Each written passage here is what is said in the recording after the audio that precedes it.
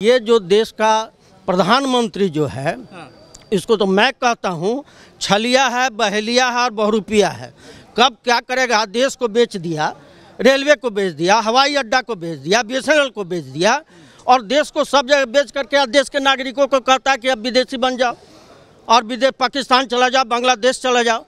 अब यही लोग रहेंगे RSS वाले, जो देश की आज़ादी में इन लोगों ने साथ नहीं दिया।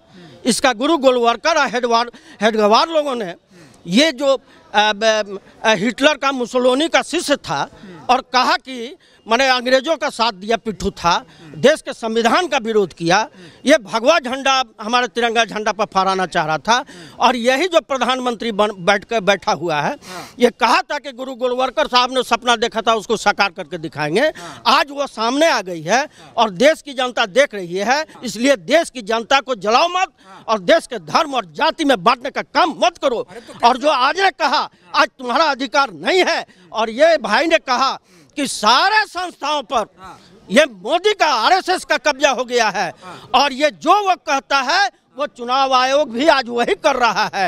ये उसका अधिकार नहीं है। जब हमारा चुनाव आयोग चयन करने का 4 सदस्यीय था, जिसमें चीफ जस्टिस ऑफ इंडिया को हटा करके 3 सदस्य बनाया और 2 बाप बेटा पंच अपने हैं और कर देता विपक्ष का नेता का कोई महत्व नहीं है, तो ये चुनाव आयोग क्या है? उसका कठपुतली है। अच्छा। जो कह रहा है यदि है तो इस पर यह संविधान का प्रावधान है, संविधान के तहत है, हमारा पीपल रिप्रेजेंटेटिव एक्ट है, हमारा संविधान है, उसके एक मैं बता रहा हूँ, उसके तहत ये संसद में बहस हो पक्ष विपक्ष का और उसके बाद रिजोल्यूशन ले।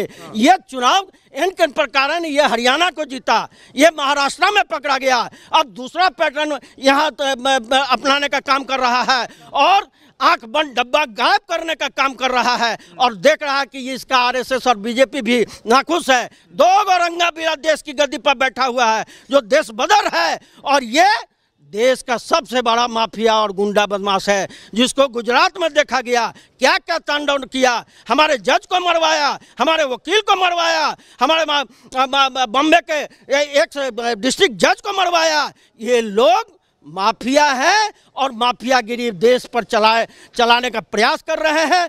जो चाह रहे हैं उसी तरह से करेंगे। पक्ष और देश की जनता बोल नहीं सकती है देशद्रोह कर दो, देशद्रोह का केस लागू कर दो, या मान लीजिए उसको किसी तरह से उसको मरवा दो। ये लोग बैठा हुआ है। मोदी बिहार के साथ क्या साजिश रच रहे हैं? मोदी किया क्या अभी तक? नोटबंदी के बाद ये वोटबंदी करने जा रहा है। देश को बेचने का काम किया, देश को किसी को छोड़ा नहीं है। मोदी अपने इशारे पर बिना मैंडेट का, बिना अपने दल के समर्थन का ये प्रधानमंत्री बन गया 3री बार और नेहरू का तुलना करता है, इंदिरा गांधी का तुलना करता है। ये देश विरोधी है, संविधान विरोधी है। आज दबे कुचले शोषित अल्पसंख्यकों के धर्म के नाम पर, जात के नाम पर बांट करके राजपाट करना चाहते हो। ये नहीं होगा, नहीं होगा। आप जिस दिन गद्दी से उतरोगे, देश से भागोगे, नहीं तो देश की जनता तुम्हें अंग्रेजों की तरह 7 समुद्र दूर खदेड़ करके जलाने का काम करेगी। बिहार वाले कह रहे नीतीश बाबू और मोदी जी को दोनों को खदेड़ना चाह रहे थे। अब जब वोट काट देंगे तो कैसे खदेड़िएगा? वोट क्या, जनता का अपना, जनता मालिक है। लोकतंत्र में जनता मालिक है।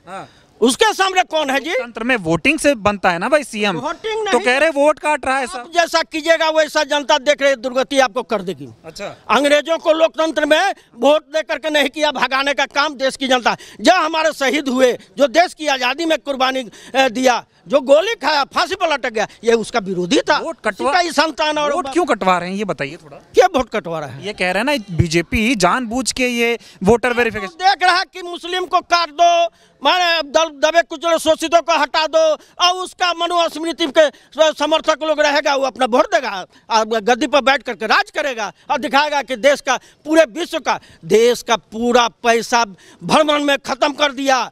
एक आज पुलवामा पर जो ये जो घटना घटी यहाँ, उस घटना में आज पूरे देश में देखिए कोई भी विदेश वाला, कोई आपका पड़ोसी देश जो है वो साथ नहीं दिया। आप अभी 15 साल 14 साल से आप जो घूम रहे हैं विश्व में और अपने आप पैसा खर्चा करवा करके मोदी डंका पिटवा दिए। चाइना को ले आकर के गोद में उसका राष्ट्रपति को माने झूला झूला रहे हैं, क्या ट्रम्प को ले आकर के अपने दिल्ली में क्या जश्न मनाया, कभी पाकिस्तान जा कर के बिरयानी खा रहे हैं, लेकिन आपका एक भी देश, विश्व का कोई भी देश आपके साथ खड़ा नहीं हुआ। ये कैसा विदेश नीति